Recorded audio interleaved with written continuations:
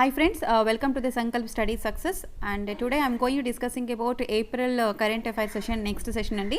So previous meeku class loni already April 2021 current affairs konni topics ni discuss చేశాను already మీకు. So ఈ సెషన్లో మీకు రిమైనింగ్ కొన్ని టాపిక్స్ ఒక 10 to 15 టాపిక్స్ డిస్కస్ చేస్తాను.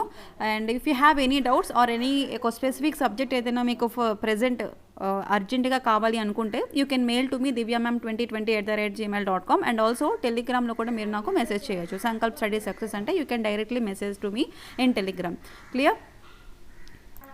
సో ఏప్రిల్ కరెంట్ అఫైర్స్ 2021లో నెక్స్ట్ వచ్చే టాపిక్ ఏంటంటే Lokayukta.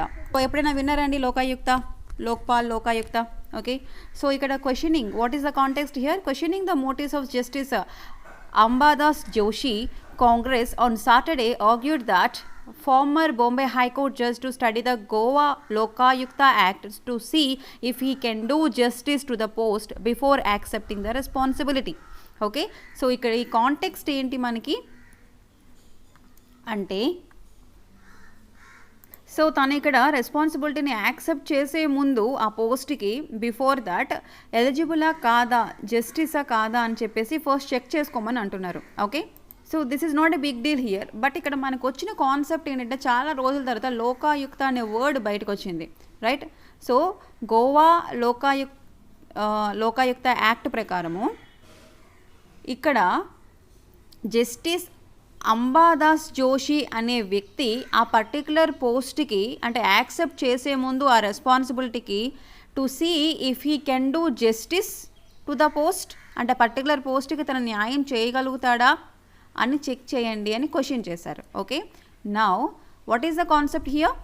Lokayukta. So what is Lokayukta? It is an anti corruption authority which is constituted at the state level. So ప్రతి ఒక్క స్టేట్లోని ఒక లోకాయుక్త అనే యాంటీ కరప్షన్ అథారిటీని కాన్స్టిట్యూట్ చేసుకోవచ్చు, అంటే ఏర్పాటు చేసుకోవచ్చు. Remember this point, Lokayukta is an anti corruption authority which is constituted at the state level. Okay, it investigates the allegations of corruptions and maladministration against the public servants and is tasked with the speedy redressal of public grievances. So ఇప్పుడు ఎవరైతే government job holders ఉంటారో, public servants ఎవరైతే ఉంటారో వాళ్ళ మీద ఏవైనా ఎగెనెస్ట్గా వస్తే, like వాళ్ళు మాల్ అడ్మినిస్ట్రేషన్ చేశారని, కరప్షన్ లంచం తీసుకొని కరప్షన్కి పాల్పడ్డారు అని అలాంటివి ఏమైనా వస్తే ఇన్వెస్టిగేషన్స్ ఎవరు చేస్తారు? లోకాయుక్త అనే ఒక యాంటీ కరప్షన్ బాడీ చేస్తుంది. సో హియర్ లోకాయుక్త ఎక్కడ, దీని ఆరిజిన్ ఎక్కడ ఉంది, వేర్ ఈస్ దిస్ ఆరిజిన్ అంటే it can be traced to the ombudsman in Scandinavian countries. Okay, Scandinavian కంట్రీస్లోని ఒంబడ్స్మన్ అనే ఒక కాన్సెప్ట్ ఉంది, లైక్ లోకాయుక్త లాగా అనమాట. అంటే ఇలా మాల్ అడ్మినిస్ట్రేషను, కరప్షన్స్ చేసే వాళ్ళకి ఇన్వెస్టిగేషన్ చేసే అథారిటీ. సో దాని నుంచి మనకి ఈ లోకాయుక్త అనే ఆరిజిన్, అంటే లోకాయుక్త అనేది పుట్టుకొచ్చింది. మన దేశంలోని ప్రతి ఒక్క స్టేట్లోని కూడా లోకాయుక్త కమిటీస్ని పెట్టుకోవచ్చు. సో యాజ్ పర్ ఏఆర్సి, ఎక్కడైనా సరే మీరు పాలిటీ చదివినప్పుడు, కరెంట్ అఫైర్స్ చదివినప్పుడు ఏఆర్సి అని వస్తే it is administrative reforms commission. Okay, administrative reforms commission ప్రకారము 1966 to 70 వాళ్ళు కూడా రికమెండ్ చేశారు, just create the Lokpal at the centre and Lokayukta in the states. So centre లెవెల్లో, అంటే సెంట్రల్ గవర్నమెంట్ జాబ్ హోల్డర్స్లో సెంటర్ వాళ్ళకి లోక్పాల్, ఓకే, అండ్ స్టేట్ లెవెల్లో please you can create the Lokayukta. Okay, so remember this, ఇక్కడ confuse అవ్వకండి. ఓకేనా? సెంట్రల్ గవర్నమెంట్కి అయితే, అంటే సెంట్రల్ లెవెల్లో అయితే లోక్పాల్ అండి, స్టేట్ లెవెల్లో అయితే లోకాయుక్తాన్ని మీరు క్రియేట్ చేయండి as a anti corruption bodies. Okay, just investigation చేస్తారనమాట. ఎవరికి ఎగెనెస్ట్గా? పబ్లిక్ సర్వెంట్స్కి ఎగెనెస్ట్గా.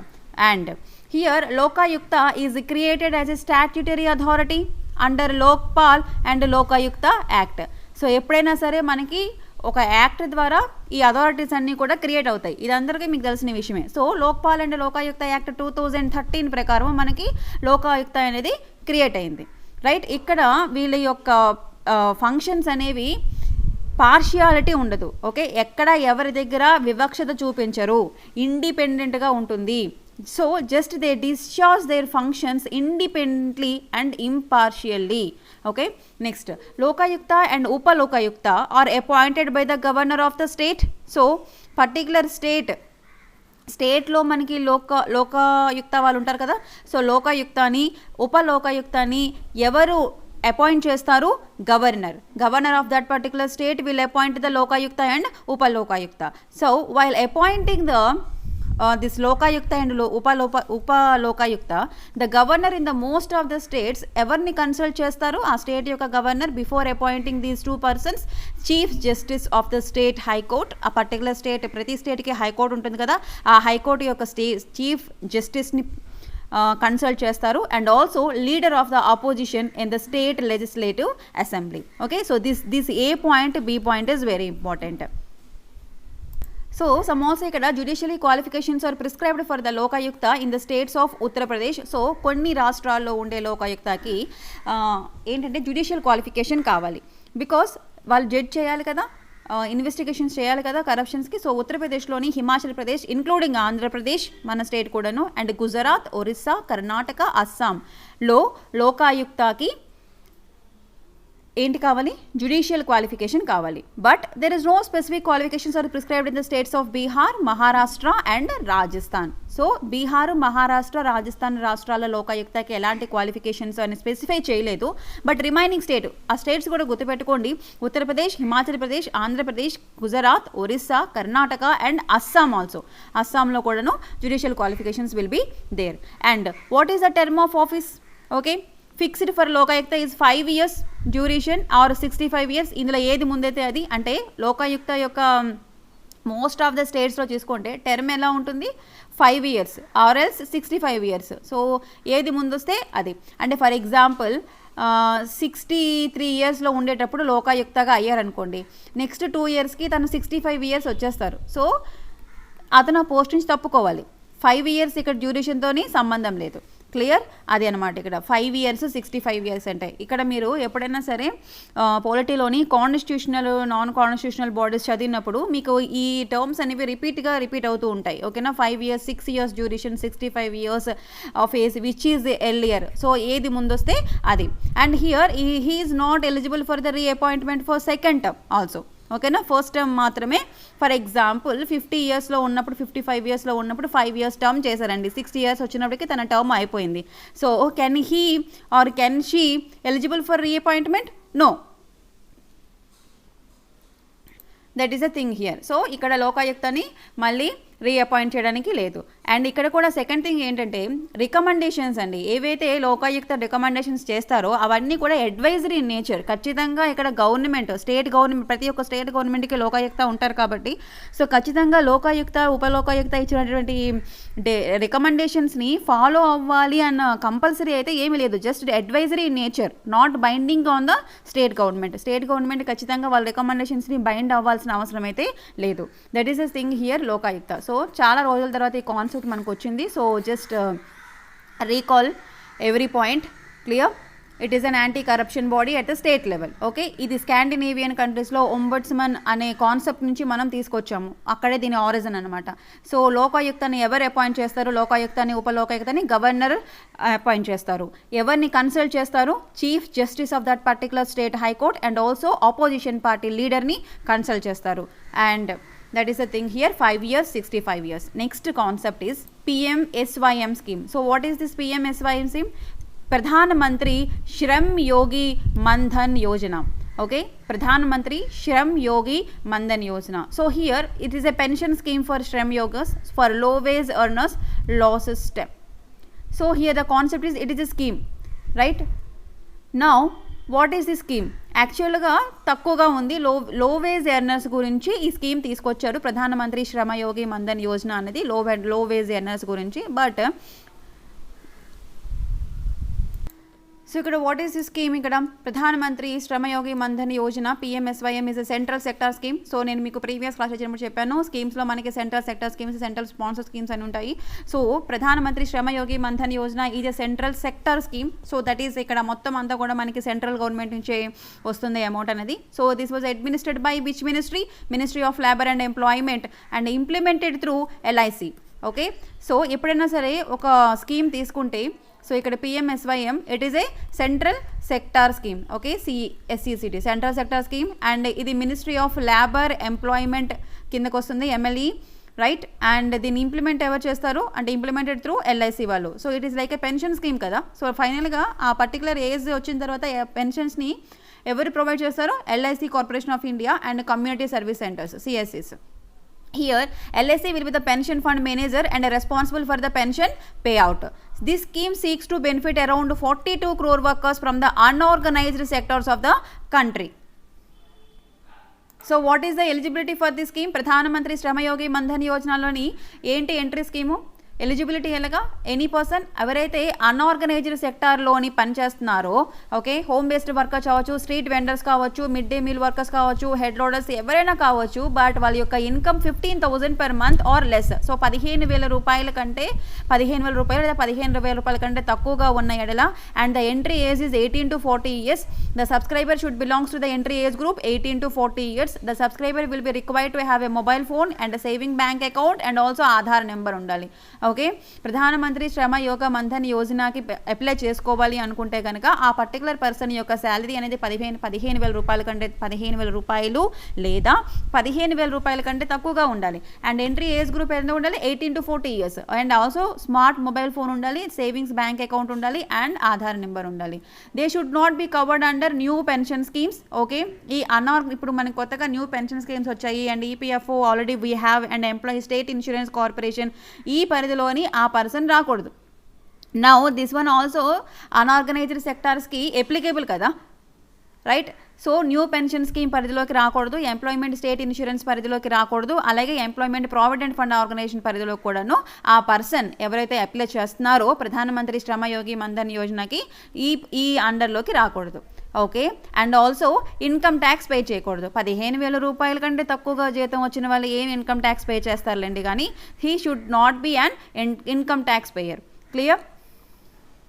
సో ఇక్కడ మనకి సైలెంట్ ఫీచర్స్ ఏంటి? ఎష్యూర్డ్ పెన్షన్ ఎంతవరకు ఇస్తారు అంటే 18 to 40 years ఎంట్రీ గ్రూప్ అనుకున్నాం. సో అప్ టు 40 years వరకు ఎంటర్ అవ్వచ్చు. ఆఫ్టర్ దాట్ వాళ్ళు కాంట్రిబ్యూషన్ పే చేయాలి. నెక్స్ట్ 60 years వచ్చిన తర్వాత వాళ్ళకి every month 3,000 rupees per month after attaining the age of 60 years. So and next also family pension during the receipt of pension if the subscriber dies. ఎవరైతే subscribe చేసుకున్నారో in case చనిపోయిన ఎడల వాళ్ళ యొక్క స్పౌస్కి, okay, spouse means భార్య లేదా భర్త, the beneficiary shall be entitled to receive 50% of the pension received by the beneficiary as a family pension గా వస్తుందన్నమాట. సో ఇక్కడ ఫ్యామిలీ పెన్షన్ అనేది కేవలం స్పౌజ్కి మాత్రమే ఇస్తారు. ఫర్ ఎగ్జాంపుల్ సమ్ ఒక పర్సన్ మెన్ అనుకోండి, తను సబ్స్క్రైబ్ చేసుకున్నారు ప్రధానమంత్రి శ్రమయోగి మన్ధన్ యోజనకి. సో 60 years వచ్చిన తర్వాత తనకి ఒక 5 years వరకు 65 years వరకు పెన్షన్ వచ్చింది. సో 65 years తర్వాత తను చనిపోయాడు. Okay, he is no more. Next తన భార్యకి ఫీమేల్ తనకి హాఫ్ పెన్షన్ అంటే 1,500 రూపాయలు ప్రతి నెల గవర్నమెంట్ చెల్లిస్తుంది అనమాట. కానీ ఇక్కడ ఓన్లీ స్పౌజ్కి మాత్రమే ఇస్తుంది, వాళ్ళ పిల్లలకి కానీ వాళ్ళ పేరెంట్స్కి కానీ లేకపోతే డిపెండెంట్స్కి ఇవ్వడం జరగదు ఇక్కడ. Clear? That is family pension. And next subscriber ఒకవేళ సబ్స్క్రైబ్ చేసుకొని ఈ పర్టికులర్ పర్సన్ సబ్స్క్రిప్షన్ చేసుకొని అది కంప్లీట్ అవ్వకుండా చనిపోయాడు అనుకోండి, సో 60 years రాకుండానే చనిపోయాడు అనుకోండి, అప్పుడు ఏంటి సిచ్యువేషను అంటే స్పౌజ్ ఉంటారు కదా, షీ కెన్ కంటిన్యూ, తను కంటిన్యూ చేయొచ్చు లేదా డ్రాప్ అవ్వచ్చు. If a beneficiary has given a regular contribution and died due to any cause before age of 60 years, then his or her spouse will entitled to join and continue the scheme subsequently by payment of regular contributions or also exit the scheme as per provisions of the exit and withdrawal. So withdrawalకి ఏవైతే provisions ఉన్నాయో దాన్ని బట్టి exit అయినా తను అయిపోవచ్చు లేదా తను continue చేయాలనుకుంటే కంటిన్యూ చేసుకోవచ్చు. ఇక్కడ కాంట్రిబ్యూషన్స్ అనేవి కూడా ఎప్పుడు కూడాను auto debit. The subscribers contribution shall be made through auto debit facility from his or her saving bank account, that is Jan Dhan accounts, right. So ఇక్కడ ఎప్పుడు కూడా ఎంత పే చేస్తారో 50:50% రేషియోలోని, అంటే సెంట్రల్ గవర్నమెంట్ 50% పే చేసుకుంటుంది అండ్ సబ్స్క్రైబర్ 50% పే చేసుకోవాలి. ప్రధానమంత్రి శ్రమయోగి మన్ధన్ యోజన ప్రకారం 50% basis where prescribed age specific contribution shall be made by the beneficiary and the matching contribution by the central government. Clear? So based on the age ఇప్పుడు ఎప్పుడు కూడా 18 yearsలో ఉన్నప్పుడు ఒక రకంగా ఉంటుంది మినిమం అంటే పేమెంట్. అదే 30 yearsలో ఎంట్రీ అయితే అప్పుడు ఒకలా ఉంటుంది, 40 yearsలో ఎంట్రీ అయితే అప్పుడు ఒకలా ఉంటుంది. క్లియర్? సో దట్ ఈస్ ప్రధానమంత్రి Shramyogi Maandhan Yojana. It is a pension scheme for the unorganised sector. So next concept ఏంటంటే కనుక Kutch great Indian bustard sanctuary వచ్చింది మనకి కరెంట్ అఫైర్స్లోని. సో ఇక్కడ it is not that much important, but ఇక్కడ బర్డ్ వచ్చింది. What is this? Great Indian bustard. Great Indian bustard. So ఇక్కడ ఈ ఈ ఈ ఇండియన్ బస్టర్డ్ అనే బర్డ్ ఉంది కదా, ఇది ఏదైనా ఒక రాష్ట్రానికి రాష్ట్రపక్ష కాదా అని క్వశ్చన్ అడుగుతారు. ఓకే, సో యాక్చువల్గా కాంటెక్స్ట్ ఏంటంటే ఇక్కడ fire broke out inside the Lala Budhia great Indian bustard sanctuary near Naliya at Kutch district of Gujarat Thursday evening and damaging at least 20 hectares of vegetation damage అయ్యింది. So here this one is not much important, but current event వచ్చేసి ఏంటంటే ఇక్కడ ఈ great Indian bustard అనే national park ఉంది కదా, ఎక్కడ? గుజరాత్లోని. అది ఇంపార్టెంట్, కచ్లోని. అండ్ నెక్స్ట్ ఇక్కడ ఏంటంటే also known as this one is not important. About great Indian bustard గురించి important because it is critically endangered category of IUCN list. So as per IUCN list, so మీరు environment చదివినట్లయితే మీకు IUCN గురించి వస్తుంది, international union for conservation of nature. So ఇందులో మనకి ఏముంటుంది, like endangered అని, క్రిటికల్లీ ఎండేంజర్డ్ అని, వల్నరబుల్ అని, ఇలా కొన్ని లీస్ట్ కన్సర్న్ అని, ఇలా కొన్ని టైప్స్ ఉంటాయి అన్నమాట. సో దానిలో మనకి క్రిటికల్లీ ఎండేంజర్డ్ కేటగిరీలో మనకి గ్రేట్ ఇండియన్ బస్టర్డ్ అయితే ఉంది, IUCN రెడ్ లిస్ట్లో ఉంది. అండ్ సైట్స్లో మనకి Schedule 1 of the Indian Wildlife Protection Act 1972 Schedule 1లో ఉంది. It is also listed in the Appendix 1 of sites. So here ఇక్కడ ఏంటంటే it is declared as the state bird of Rajasthan. So previous year question papers ఏమైనా చూసుకున్నట్లయితే last year ఏం అడిగిందంటే some Hornbill గురించి వచ్చింది question. So యాక్చువల్గా అక్కడ ఏదో సంథింగ్ జరిగింది, that was not important. But Hornbill is a state bird of which అని చెప్పేసి కొన్ని స్టేట్స్ నేమ్స్ ఇచ్చారు. ఐ థింక్ నాగాల్యాండ్ అనుకుంటాను ఆన్సర్. ఓకే, సో అలా మనం ఆన్సర్ చేసుకోవాలి. సో ఇక్కడ మనకి కరెంట్ అఫైర్స్లో వచ్చినటువంటి బర్డ్ ఏంటి? What is this? Great Indian bustard. So great Indian bustard అనేది క్రిటికల్లీ ఎండేంజర్డ్ కేటగిరీలో ఉంది as per IUCN red list ప్రకారము. And it is also Schedule 1 as per the Indian wild life protection act 1972. This is our act, so this one is important, right. And next also Rajasthan state bird ఇది, right. So వీటికి protected areas dedicated to ఎక్కడెక్కడ ఉన్నాయి అంటే కనుక రాజస్థాన్లో ఉన్నాయి, గుజరాత్లో ఉన్నాయి, మధ్యప్రదేశ్లో ఉన్నాయి, ఈవెన్ ఆంధ్రప్రదేశ్లో కూడాను రొల్లపాడు వైల్డ్ లైఫ్ శాంక్చురీలోని ఈ great Indian bustard protected areas అనేవి ఉండడం జరిగింది. క్లియర్ మని? సో మీకు ఇచ్చినటువంటి నోట్స్లోని మీరు you can read this. Okay, ఎక్కడెక్కడ శాంక్చురీస్ ఉన్నాయి అని చెప్పి నేను చెప్పినంత వరకు this one is important, right. Next CAT, Central Administrative Tribunal. So what is this CAT? As per Article 323A, Central Administrative Tribunal had been established under Article 323A of the Constitution for adjudication of disputes and complaints with respect to recruitment and conditions of the service of the persons who are appointed to public services and post in the connection with the affairs of the union or other authorities under the control of the government. So ఇప్పుడు central administrative tribunal ఎందుకు మనకి వచ్చింది అంటే కనుక ఈ government ఆఫీసర్స్ని appoint చేస్తారు కదా, వాళ్ళ రిక్రూట్మెంట్ విషయంలో కానీ లేకపోతే వాళ్ళ కండిషన్స్ ఆఫ్ సర్వీసెస్ విషయంలో కానీ ఏవైనా డిస్ప్యూట్స్ ఎరైజ్ అయితే, ఏమైనా కంప్లైంట్స్ వస్తే వాళ్ళ మీద, సో వాటిని ఏమంటారు, ఇన్వెస్టిగేషన్ చేయడం కోసం మనకి సెంట్రల్ అడ్మినిస్ట్రేటివ్ ట్రిబ్యునల్ అనేది వచ్చింది. So that is under article 323A ప్రకారం. అండర్ ఆర్టికల్ 323A ప్రకారం మనకి సెంట్రల్ అడ్మినిస్ట్రేటివ్ ట్రిబ్యునల్ అనేది ఎస్టాబ్లిష్ అయింది. For what reason? adjudication of the disputes and complaints with the respect to the recruitment and conditions of the service of the persons who are appointed to the public services. Clear? So అదే ఇక్కడ మనకి concept అనమాట. So ఈ 323A article ప్రకారం ఏంటంటే కనుక parliament has passed the administrative tribunal act 1985. So ఈ act ప్రకారము authorises the central government to establish one central administrative tribunal and also state government can establish state administrative tribunal. So CAT, CAT and SCAT, SAT, right? state administrative tribunals and central administrative tribunals. So this act opened a new chapter in the sphere of providing the speedy and inexpensive justice to the aggrieved public servants. Clear అండి. So ఇక్కడ మీకు ఈ క్యాట్ని use చేసుకునే అవకాశం రాకూడదని నేను అనుకుంటున్నాను. But గుర్తుపెట్టుకోండి, మీరు ఎవరైనా గవర్నమెంట్ ఆఫీసర్స్ అయితే యూ కెన్ యూజ్ దిస్. మీ మీద ఏదైనా కంప్లైంట్స్ ఏమైనా అగెనెస్ట్గా వచ్చినా ఆర్ ఎల్స్ సంథింగ్ జరిగినా సరే you can use the cat, right? Central Administrative Tribunals or State Administrative Tribunals, right? So here there are 17 benches and 21 circuit benches in the Central Administrative Tribunals లో ఉన్నాయి. And it consisting of administrative members ఉంటారు and judicial members ఉంటారు. CATలో central administrative ట్రిబ్యునల్స్లో మనకి administrative members ఉంటారు. క్యాట్లో మనకి ఎవరెవరు ఉంటారండి? Administrative members ఉంటారు అండ్ ఆల్సో జ్యుడిషియల్ మెంబర్స్ ఉంటారు. These people are very specialised persons or better equipped to the dispense speedy and effective justice ఇస్తారనమాట. And this one established in 1985, very very important. And also a chairman who has been sitting or retired judge of the high court heads the central administrative tribunal. So స్కాట్కి chairman ఎవరు? Retired judge of the high court or sitting judge of the high court, right? Here a chairman who has been sitting judge or retired judge of the high court heads the central administrative tribunal. And also high court జడ్జికి ఏ విధంగా అయితే condition of services ఉంటాయో same chairman of and members of the CAT కూడాను అవే conditions of services అయితే ఉంటాయి. Clear అండి. So CAT central administrative tribunals ఇచ్చినటువంటి ఆర్డర్స్ని మనం ఛాలెంజ్ చేయొచ్చు అంటే yes, they are challenged by way of writ petition under article 226 and 227. okay, appeals against the orders of CAT. so CAT ki against ga velochu ante you can, that is by writ petition under article 226 and 227 of the constitution before respective high court in whose territorial jurisdiction of the bench of the tribunal is situated. okay,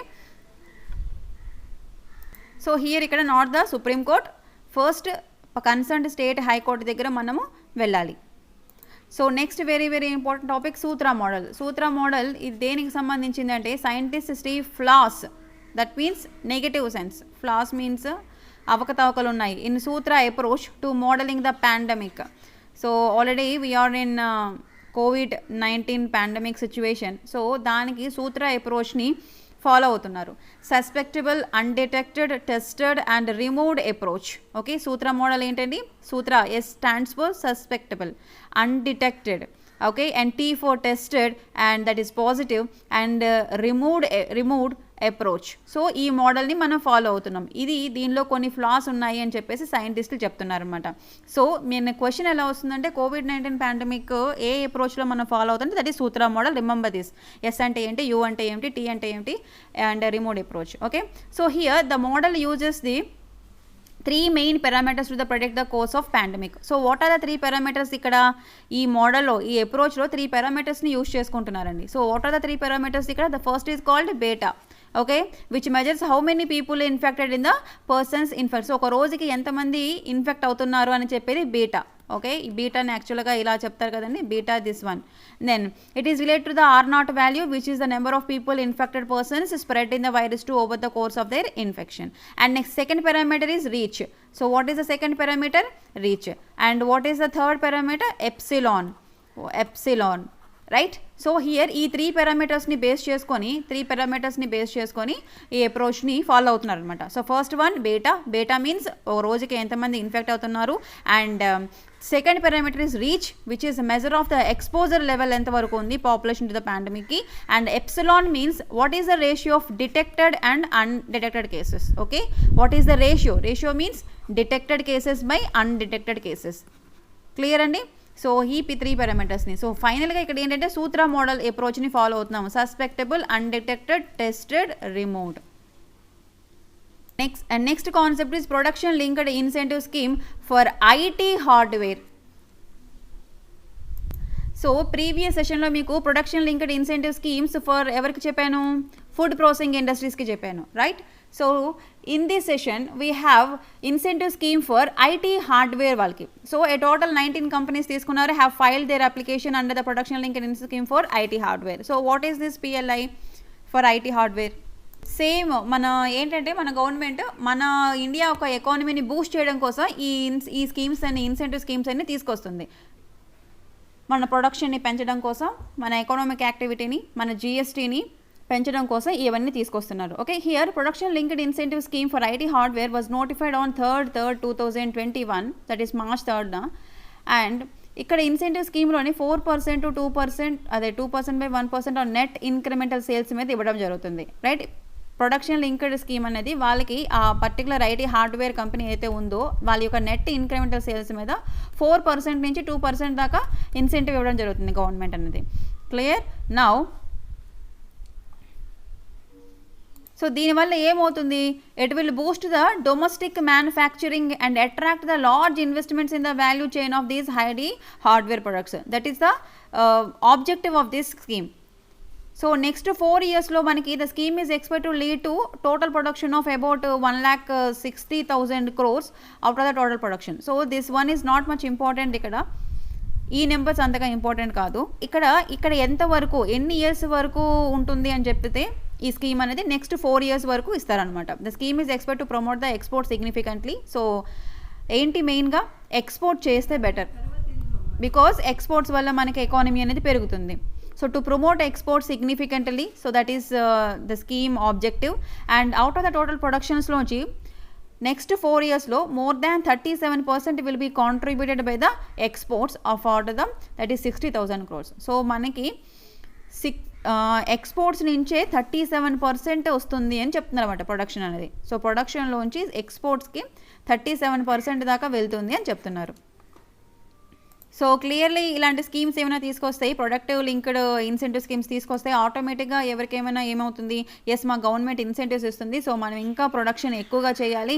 okay, so more production కావాలంటే more man power కావాలి. So ఆటోమేటిక్గా jobs అనేవి employment opportunity అనేది డైరెక్ట్గా increase అవుతుంది next 4 yearsలోని అని చెప్పేసి just they will approximate. Okay, then next one, model insurance village.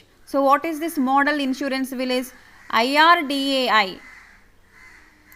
What is this IRDAI? Insurance Regulatory Development Authority of India moves the model insurance villages concept to boost the insurance in rural India. So rural India lo insurances ni boost cheyadam kosamu this Insurance Regulatory and Development Authority of India model insurance village ane concept ni తీసుకొచ్చింది. So మన question ఎలా వస్తుందంటే like ఇలాగ చదువుకోవాలండి. Model insurance village కాన్సెప్ట్ని ఎవరు తీసుకొచ్చారు?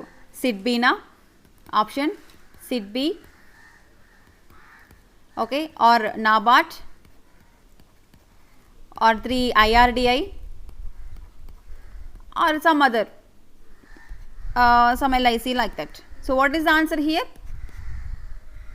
Who took this concept to boost the insurance in rural India? Model insurance village, MIV, that is IRDA. ఇక్కడ insurance అలా గుర్తుపెట్టుకోండి. Clear? Next, so here, so what is the main concept here? Setting up of the model insured villages was mooted by whose? IRDI. So ఇక్కడ ఏంటంటే కనుక మెయిన్గా విలేజెస్లోని rural ఏరియాస్లోని they want to increase the insurance penetration, so with a special focus on agriculture and also allied activities. ikkada first and step loni minimum 500 villages loni in different district of the country first year lo vallu implement cheyalanuntunnaru. Okay, first stage loni first 500 villages that is different districts in the country lo first year lo vallu implement cheyalanuntunnaru, and then increase it to minimum 1000 villages in the subsequent 2 years. Clear? Now it has also invited comments from the stakeholders May 17th మీరు మాకు చెప్పండి comments అని చెప్పేసి stake హోల్డర్స్ని అడగడం జరిగింది IRDA. Then so ఇక్కడ IRDA ఏమంటుందంటే మనకి చాలా కంపెనీస్ ఉన్నాయి, ఇన్సూరెన్స్ కంపెనీస్. సో వాళ్ళందరూ ముందుకు రావాలి. Every general insurance and re insurance companies having offices in India, right? So needs to be involved for piloting this concept. So ఈ కాన్సెప్ట్ని మూవ్ చేయడానికి అండ్ అన్ని ఏరియాస్లో తీసుకురావడానికి ప్రతి ఒక్క జనరల్ ఇన్సూరెన్స్ కంపెనీ కానీ రీ ఇన్సూరెన్స్ కంపెనీ కానీ ఇన్వాల్వ్ అవ్వాలి. సో సెలెక్టెడ్ విలేజెస్ని తీసుకోవాలి, need to be continue minimum of 3 to 5 years వాళ్ళు అక్కడ ఈ ఇన్సూరెన్స్ బెనిఫిట్స్ని ప్రొవైడ్ చేయాలి అని చెప్పేసి, ఎవరైతే agricultural activities agriculture related activities చేస్తారో వాళ్ళకి ప్రొవైడ్ చేయండి అని. ఆల్రెడీ వీ హ్యావ్ దిస్ అంటే అగ్రికల్చరల్ యాక్టివిటీ ఉన్న వాళ్ళకి insurance scheme, crop insurance schemes ఏంటంటే ప్రధాన Mantri Fasal Bima Yojana is they, right? PFBY, Pradhan Mantri Fasal Bima Yojana. It said that central government's initiative through Pradhan Mantri Fasal Bima Yojana has helped improve the insurance protection for the crops in the recent years. You know this one, right? So ఇక్కడ large number of crops and cropped area are outside of the scope of Pradhan Mantri Fasal Bima Yojana, still remaining uninsured. So చాలా వరకు ఏంటంటే కనుక ప్రధాన మంత్రి ఫసల్ బీమా యోజన పరిధిలోకి రానిది కూడా area అయితే ఉంది. లార్జ్ నెంబర్ ఆఫ్ క్రాప్స్ ఉన్నాయి అండ్ క్రాప్డ్ ఏరియా కూడా ఉంది. దట్ ఈస్ అవుట్ సైడ్ ప్రధాన Mantri Fasal Bima Yojana. That means what, ఇక్కడ those are not comes under Pradhan Mantri Fasal Bima Yojana. So ఇవి ఏవైతే క్రాప్స్, ఏవైతే క్రాప్డ్ ఏరియాస్ దీని పరిధిలోకి రాకుండా ఉన్నాయో, సో అవన్నీ కూడా మనకి ఈ మోడల్ ఇన్సూరెన్స్ విలేజ్ త్రూగా మనకి కవర్ అవుతాయి అని చెప్తున్నారు. So they can be served through different tailored independently based weather indexed products. Okay, so ఇక్కడ మెయిన్ కాన్సెప్ట్ ఏంటంటే కనుక IRDA యొక్క ముఖ్య ఉద్దేశం ఏంటంటే ఈ మోడల్ ఇన్సూరెన్స్ విలేజ్ ద్వారా ఎవరైతే విలేజెస్లోని అగ్రికల్చరల్ యాక్టివిటీస్ చేస్తున్నారో, లైఫ్ స్టాక్ మెయింటైన్ చేస్తున్నారో, అగ్రికల్చర్ బిజినెస్ చేస్తున్నారో, అగ్రో బిజినెస్, ఓకే, అవన్నీ కూడాను వాళ్ళందరికీ కూడాను ఇన్సూరెన్స్ని ప్రొవైడ్ చేయాలి మనం అని చెప్పేసి అనుకుందనమాట. ఏంటది company? IRDAI, insurance regulatory development authority of India. And next topic is excise duty. So what is this excise duty? Very very important excise duty. So now still excise duty is existing. Excise duty ఇప్పుడు existing లో ఉందా? Yes or no? Okay. So GST వచ్చింది కదండి, goods and service tax. So GST వచ్చిన తర్వాత excise duty అనేది తీసేశారు. Okay, now excise duty only on petroleum products and liquor. Okay, petroleum మీద అండ్ లిక్కర్ మీద మాత్రమే ఎక్సైజ్ డ్యూటీ అనేది ఉంది. Now what is the concept context here అంటే, banking the petrol and diesel under the GST will not lower the fuel oil prices. So అందరు ఏమనుకుంటున్నారు, GST పరిధిలోకి కనుక పెట్రోల్ని డీజిల్ని తీసుకొస్తే GST పరిధిలోకి వస్తే ఆటోమేటిక్గా ప్రైజెస్ తగ్గుతాయేమో అనుకుంటున్నారు. బట్ ఇక్కడ ఏంటంటే కాంటెక్స్ట్, GST పరిధిలోకి తెచ్చినంత మాత్రాన పెట్రోల్ డీజిల్ ప్రైజెస్ అనేవి ఏమి తగ్గవండి. ఎందుకు అంటే కనుక unless both the union and state governments are willing to take a deep revenue cuts. So ఖచ్చితంగా సెంట్రల్ గవర్నమెంట్, స్టేట్ గవర్నమెంట్స్ వాళ్ళ రెవెన్యూ కట్ చేస్తేనే మనకి ప్రైజెస్ తగ్గుతాయి. ఓకేనా, అది GST పరిధిలోకి వచ్చినప్పటికి కూడాను ఎవరు ఇక్కడ మనకి కట్ చేయాలి, రెవెన్యూ కట్స్ ఎవరు చేయాలి? Union, that is central government and state governments cut చేస్తేనే మనకి పెట్రోలియము అండ్ డీజిల్ రేట్స్ అనేవి తగ్గుతాయి, ఇన్ కేస్ మీరు GST పరిధిలోకి తీసుకొచ్చినా. ఓకే, సో ఇక్కడ excise duty is a form of tax imposed on the goods for their production and licensing and sale. So excise duty దేనికి ఇస్తారు? సో మనకి ఇక్కడ మీకు తెలిసే ఉంటుంది already excise duty and customs duty అని. ఎక్సైజ్ డ్యూటీ వేటి మీద వేస్తారు, కస్టమ్స్ డ్యూటీ వేటి మీద వేస్తారండి? ఏవైతే మనం అదర్ కంట్రీస్ నుంచి మన కంట్రీకి, ఇండియాకి ఇంపోర్ట్ చేసుకుంటున్నామో దాని మీద వాళ్ళు ఏంటంటే కస్టమ్స్ డ్యూటీ వేస్తారు, రైట్? సో ఏవైతే వేరే కంట్రీస్ నుంచి మనకు వస్తాయో వాటి మీద కస్టమ్స్ డ్యూటీ వేస్తారు. సో ఇక్కడ excise duty in the form of tax imposed on goods for their protection and licensing and వాటి సేల్స్ కోసం ఏదైతే ట్యాక్స్ ఇంపోజ్ చేస్తుందో గవర్నమెంట్ దానిని ఎక్సైజ్ డ్యూటీ అంటారు. So it just simply opposite of customs duty in the sense it applies to goods manufactured domestically in the country. So మన దేశంలో, ఇండియాలో మాత్రమే తయారు అయ్యే వస్తువుల మీద వేసే ట్యాక్స్ని, దాని ప్రొడక్షన్ కాస్ట్ మీద కానీ, దాని లైసెన్సింగ్ కోసం కానీ, దాని సేల్స్ మీద కానీ వేసే ట్యాక్స్ని ఏమంటారు? ఎక్సైజ్ డ్యూటీ అంటారు. Okay, so while customs duty is levied on those coming from out side of the country. Okay, మన కంట్రీలో ఆ వస్తువు తయారు కావడం లేదు, వేరే దేశం నుంచి మనం ఆ పర్టికులర్ ప్రొడక్ట్ని ఇంపోర్ట్ చేసుకుంటున్నాము. సో దాని మీద వేసే డ్యూటీని ఏమంటారు? కస్టమ్స్ డ్యూటీ అంటారు. ఓకేనా, సో మనం ఉదయం లేచిన దగ్గర నుంచి రాత్రి పడుకునేంత వరకు మ్యాక్సిమం ఫారెన్ ప్రొడక్ట్స్నే యూజ్ చేస్తారు అందరూ. ఓకే, సో ఎవరు ఏం అనుకోకండి, ఎందుకంటే దీనివల్ల ఆటోమేటిక్గా కస్టమ్స్ డ్యూటీ ఎక్కువగానే వస్తుంది గవర్నమెంట్కి. సో దానివల్ల గవర్నమెంట్కి ఏం పెద్ద నష్టం అయితే లేదు, రైట్? మనం ఎక్కువగానే ట్యాక్స్ పే చేస్తాం ఫారెన్ ప్రొడక్ట్స్ని యూజ్ చేయడం వల్ల.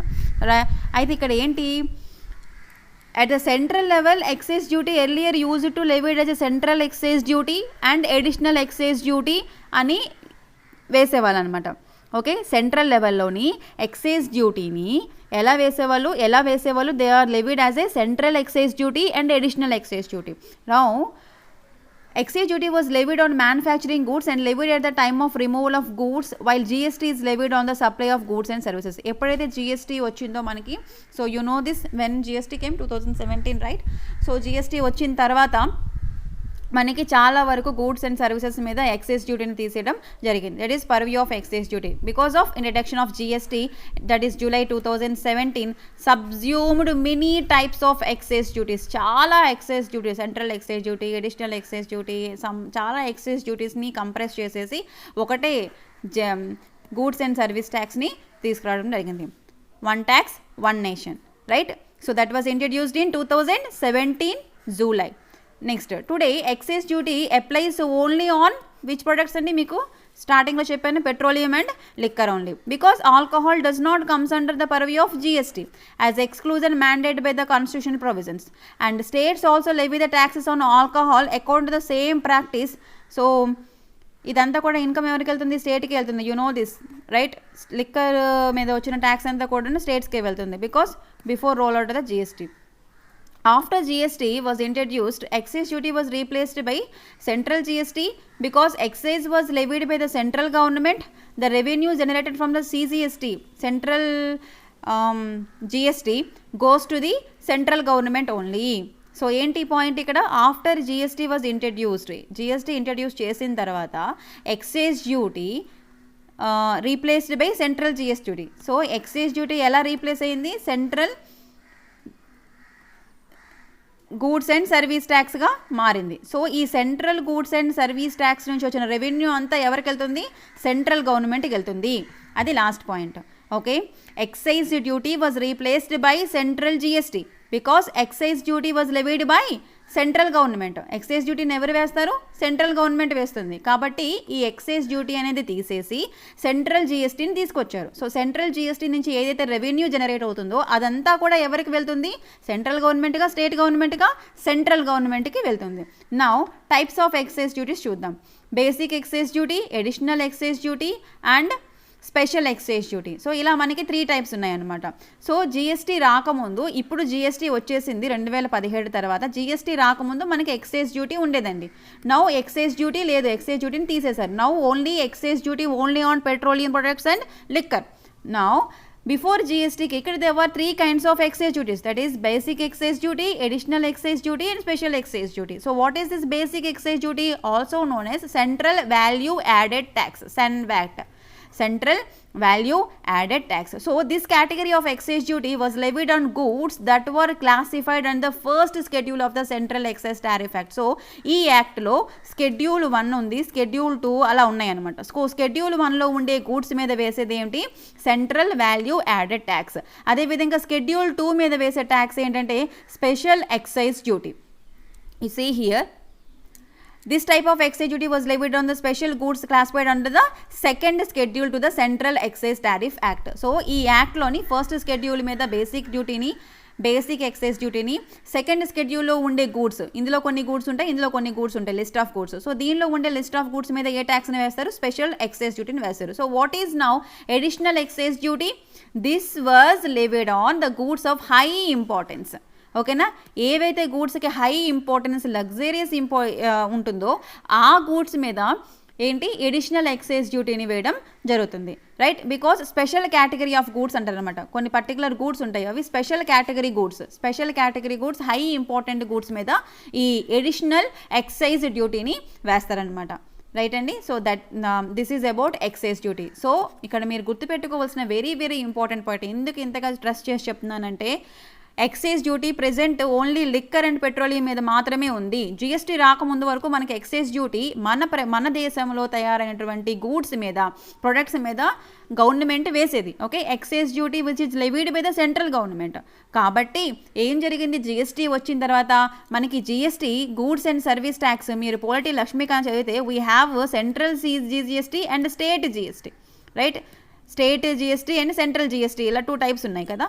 సో CGST ఎవరికి వెళ్తుంది? సెంట్రల్ గవర్నమెంట్కి వెళ్తుంది. స్టేట్ గవర్నమెంట్కి స్టేట్ GST వెళ్తుంది, రైట్. సో ఇక్కడ ఎక్సైజ్ డ్యూటీ ఎలా రీప్లేస్ అయ్యింది? మనకి central government goods and service ట్యాక్స్గా మారింది నా. సో ఆటోమేటిక్గా దీని నుంచి వచ్చిన రెవెన్యూ అంతా ఎవరికి వెళ్తుంది? సెంట్రల్ గవర్నమెంట్కి వెళ్తుంది. ఇది మీరు ఇక్కడ గుర్తుపెట్టుకోవాల్సిన విషయం. And next important point is plasma. So what is this plasma? Demand for plasma increases amid Covid cases spike but donations లో. అంటే ఏంటి ఇక్కడ? You know this we have in pandemic ఉంది ఇప్పుడు మనకి COVID-19. సో ఈ కరోనా వైరస్ బారిన పడిన పేషెంట్ ఎవరైతే ఉన్నారో సమ్ పర్సన్, ఓకే, తనకి కరోనా వచ్చింది అనుకోండి, latest take. So just example తీసుకోండి, ఎవరో ఒక సమ్ పర్సన్కి కరోనా వచ్చింది. సో ఆఫ్టర్ 14 days తర్వాత తను రికవరీ అయిపోయారు. So this particular person have a resistance power, okay. So తన బ్లడ్ సెల్స్లో రెసిస్టెన్స్ పవర్ అయితే ఉంది. సో దాని నుంచి కరోనా బారి నుంచి బయటపడడం జరిగింది. సో అక్కడ కొన్ని రోజుల తర్వాత 30 days తర్వాత 28 days అనుకుంటాను, 28 days తర్వాత కూడా తను నార్మల్గా ఉన్నాడు, తనకి ఎలాంటి ఇన్ఫెక్షన్ లేదు. అప్పుడు ఏంటంటే ఇంకెవరైనా ఒక person some person same Covid బారిన పడ్డారు, కరోనా వైరస్ బారిన పడ్డారు, బట్ రికవరీ కాలేకపోతున్నారు. అప్పుడు ఆల్రెడీ రికవరీ అయిన పర్సన్ యొక్క బ్లడ్ సెల్స్లోంచి ప్లాస్మాని తీసుకొని ఈ పర్టికులర్ పర్సన్కి ఇచ్చి, ఎందుకంటే కనుక ఇతనిలో రెసిస్టెన్స్ పవర్ ఉంది, ఓకే. ఆ రెసిస్టెన్స్ పవర్ ఉన్న ప్లాస్మాని తీసుకొచ్చి వీళ్ళకి ఎక్కించి వీళ్ళలో రెసిస్టెన్స్ పవర్ పెంచి అలాగా క్యూర్ చేయడం జరుగుతుంది కేసెస్ని. సో చాలా వరకు క్యూర్ కూడా అవుతున్నాయి. సో హియర్ ప్లాస్మా అంటే ఏంటి? Liquid part of the blood. Plasma is the liquid part of the blood. So మనకి బ్లడ్ వచ్చేసి అందరికీ ఒక్కొక్కరికి ఒక్కొక్కలాగా ఉంటుంది, రైట్. బ్లడ్ సెల్స్ని తీసేసి దానిలో నుంచి లిక్విడ్ పార్ట్ని మాత్రమే తీసుకుంటారనమాట బ్లడ్లో నుంచి, right. And next here, so ఇక్కడ plasma extracted from the blood of patients recovering from an infections, that is source of యాంటీబాడీస్గా పనిచేస్తాయి మనకి. సో ఇలా మీకు చెప్పాను కదా, ఈ పర్సన్ బాడీలోంచి ప్లాస్మాని తీసి ఈ పర్సన్కి ఎక్కిస్తారు, ఎందుకంటే అవి ఎలా పనిచేస్తాయి? యాంటీబాడీస్గా పనిచేస్తాయి అగెన్స్ట్ ద ఇన్ఫెక్షన్. సో ఇక్కడ for COVID-19 has been one of the treatment ఆప్షన్లో దీన్ని యూజ్ చేస్తున్నారు, ప్లాస్మా ట్రీట్మెంట్ని.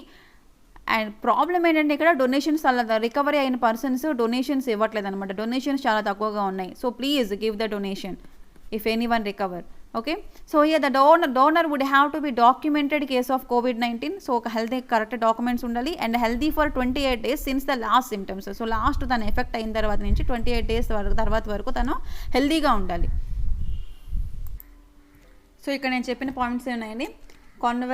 కాన్వలసెంట్ ప్లాస్మా థెరపీలో ఎలా ఉంటుందంటే మనకి ఈ థెరపీలో uses the blood from people who have recovered from an illness. So ఎవరైతే COVID-19 నుంచి అదే లైక్ కరోనా నుంచి ఎవరైతే రికవర్ అయ్యారో వాళ్ళ పర్సన్స్ యొక్క blood donated by the people who have recovered from the COVID-19 has antibodies to the persons who are infected, right. So here the donated blood is process to remove the blood cells. So plasma తీసుకుంటారు కదా, so దానిలో నుంచి అంటే బ్లడ్లో నుంచి blood సెల్స్ని తీసేసి just ఆ liquid పార్ట్ని మాత్రమే, ప్లాస్మాని మాత్రమే తీసుకుంటారు. క్లియర్ అండి. So this is about plasma.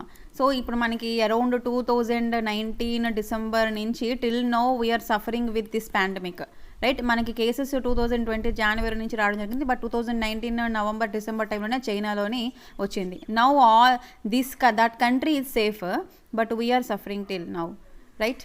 So everyone మనమే ఇక్కడ అనవసరమైన టాపిక్ అనుకోకండి, జస్ట్ 1 minute జస్ట్ 10 seconds మాట్లాడతాను. మనమే రెసిస్టెన్స్ పవర్ని పెంచుకోవాలి, ఓకే. మనమే దీని నుంచి బయటపడాలి, ఎవరు వచ్చి హెల్ప్ చేయరు. ఈ వ్యాక్సిన్స్ అవి కూడా మనకి ఎంతవరకు ఉపయోగం లేదు, జస్ట్ మనకి సెల్ఫ్ డిఫెన్స్ లైక్ చేసుకోవాలన్నమాట. Clear. So stay home, stay safe. And ఒకటి బయటికి వెళ్ళినా సరే వెంటనే శానిటైజ్ చేసుకోవడము, ఓకే. చేతులు తీసుకొచ్చి ముక్కు దగ్గర కానీ, కళ్ళ దగ్గర కానీ, చెవుల దగ్గర కానీ పెట్టుకోకుండా ఉండడము. అండ్ మనం తినే ఫుడ్ని 1-2 సార్లు బాగా వాష్ చేసి తినడము, ఇలా చేస్తే దాని బారిన పడకుండా ఉంటాం. ఆల్రెడీ మనకి ఎగ్జామ్స్ పోస్ట్పోన్ అవుతున్నా దానివల్ల యూజ్లెస్, ఎందుకంటే చాలామంది హెల్త్ ఇష్యూస్ ఫేస్ చేస్తున్నారు. ఈ టైము కొంతమందికి యూటిలైజ్ అవుతుందేమో కానీ చాలామందికి యూటిలైజ్ కావడం లేదు. అండ్ నెక్స్ట్ ఇంపార్టెంట్ స్కీమ్ ఏంటంటే stand up India scheme. Next topic in April 2021 current అఫైర్స్లో stand up India scheme. So stand up India, startup India idea ఉన్నాయి కదండి. So these are the schemes, those are launched by our prime minister Narendra Modi garu, right. So ఈ stand up India, remember the stand up India only for ST persons, ఎస్టీకి and ఎస్సీకి and women ఆంట్రప్రీనర్స్కి ఇస్తారు, ఓకేనా. So ఇది మనకి 2017లోనో 2015 ఈపీఎఫ్ఓ పేపర్లో ఈ క్వశ్చన్ వచ్చింది, okay. So stand up India scheme is eligible only for అని క్వశ్చన్ అడిగారు, okay. So at least 1 ST, at least 1 SC, at least 1 women entrepreneur ఉండాలి, okay. So stand up India scheme 25,586 crore sanction to ST, SC and women entrepreneurs. So stand up India scheme was launched on ఎప్పుడు 2016లోని to promote the entrepreneurship at the grassroots level of economic empowerment and job creation. So what is the aim of Stand Up India? Stand Up India యొక్క ముఖ్య ఉద్దేశం ఏంటి? దీన్ని ఎప్పుడు launch చేశారు? 5th April 2016. Schemes అన్నీ ఒక దగ్గర రాసుకోండి, లాంచ్ చేసిన డేట్స్ రాసుకోండి, ఓకే. 5th April 2016 లాంచ్ చేశారు. So to promote the entrepreneurship at grass root లెవెల్స్లోని ఆంట్రప్రీనర్షిప్ని డెవలప్ చేయడం కోసం దీన్ని తీసుకొచ్చారు, అలాగే ఎక్కువ జాబ్స్ని క్రియేట్ చేయడం కోసం.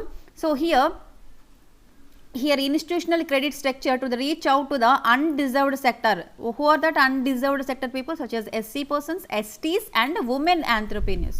Okay, the objective of the scheme is to facilitate the bank loans between 10 lakhs to 1 crore rupees. So ఎంత వరకు లోన్స్ ఇస్తారు? 10 లక్షల రూపాయల నుంచి 1 కోటి రూపాయల దాకా at least 1 SC or ST borrower, at least 1 women borrower per bank branch for setting up of greenfield enterprises.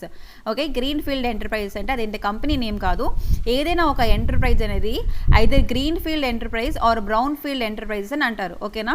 So greenfield enterprise అంటే ఇప్పుడు మీరు కొత్తగా ఏదైనా ఒక ఇండస్ట్రీని ఇప్పుడే స్టార్ట్ చేస్తున్నారు, ఏదో ఒక పవర్ ప్లాంట్నో లేకపోతే ఏదో ఒక ఇండస్ట్రీని, అగ్రికల్చర్ ఇండస్ట్రీనో, ఫుడ్ ప్రాసెసింగ్ ఏదో ఒక ఇండస్ట్రీని మీరు ఇంకా స్టార్ట్ చేస్తున్నారు, అది కొత్త కంపెనీ, ఇంతకు ముందు అది పెట్టలేదు, సో కొత్తగా స్టార్ట్ చేస్తున్నారు, దట్ ఈస్ గ్రీన్ ఫీల్డ్ అంటారు, green field enterprise.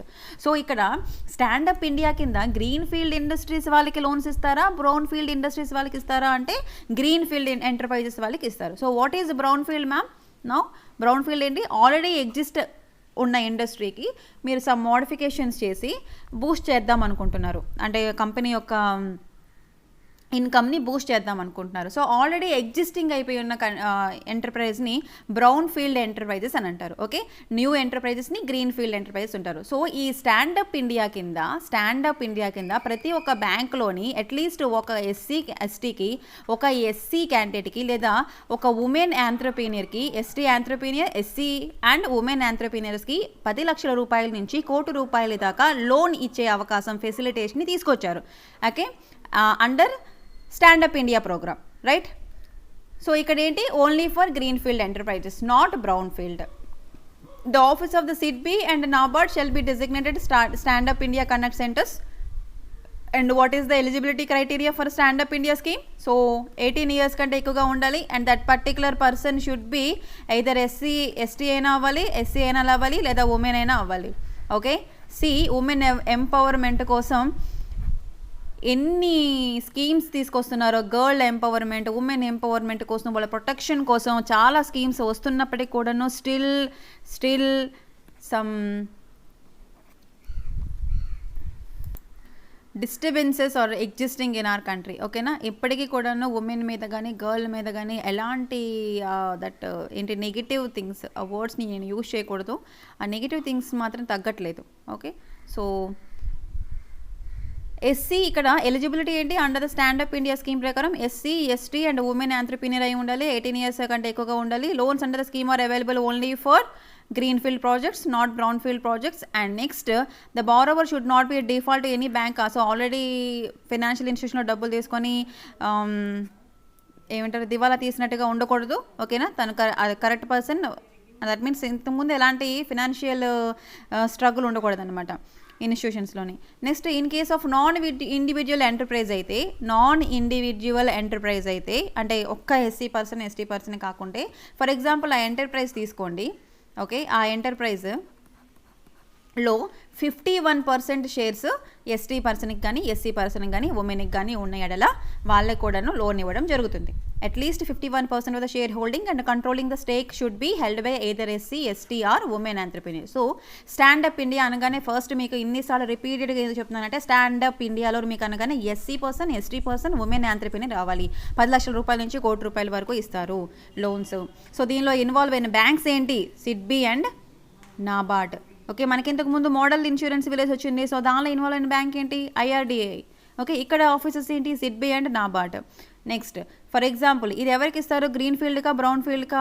Green field ఎంటర్ప్రైజెస్కి మాత్రమే ఇస్తారు. సో కొత్తగా స్టార్ట్ చేసినటువంటి కంపెనీస్కి మాత్రమే లోన్స్ ఇవ్వడం జరుగుతుంది. ఫర్ ఎగ్జాంపుల్ మొత్తం కంపెనీ అంతా తన చేతిలో లేదు, 100% షేర్ తంది కాదు, బట్ ఇందులో 51% ST person, SC person, women చేతిలో ఉంది. ఓకే, సో అంత కంట్రోలింగ్ అథారిటీ అంతా వాళ్ళకే ఉంది అన్న ఎడల కూడాను ఆ పర్టికులర్ కంపెనీకి గ్రీన్ ఫీల్డ్ ఎంటర్ప్రైజెస్కి లోన్ ఇవ్వడం జరుగుతుంది. That is the eligibility criteria for Stand Up India scheme. Okay, so this was launched in 5th April 2016.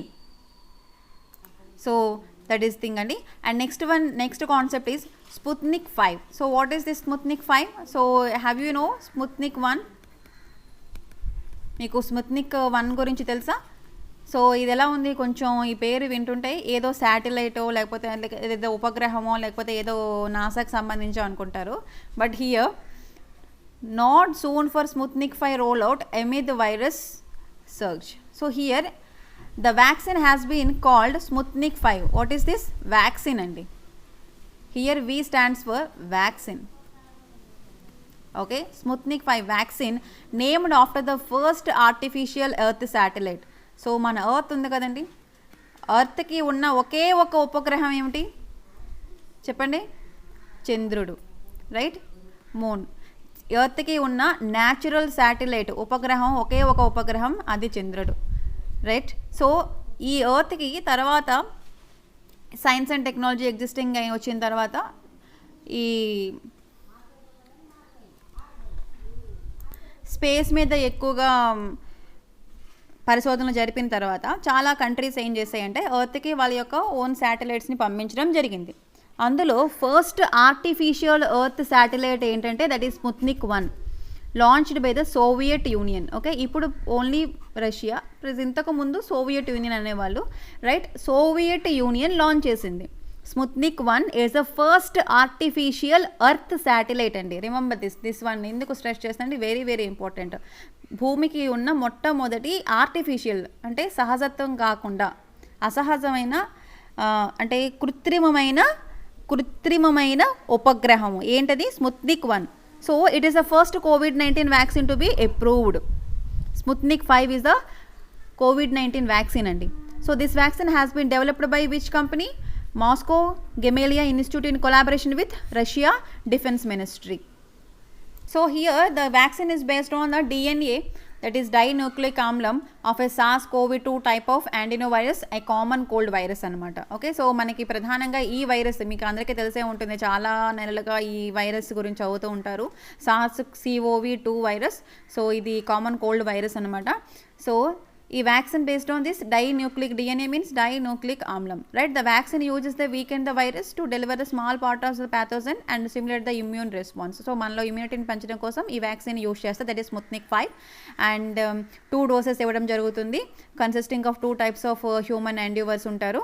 Right అండి, దానిలో S antigen of the new corona virus which enter human cells and produce an immune response. Okay, so ఇక్కడ Sputnik 5 అంటే అదేదో ఉపగ్రహం కానీ లేకపోతే other space సంబంధించింది కాదు, దట్ ఈస్ ఎ వ్యాక్సిన్.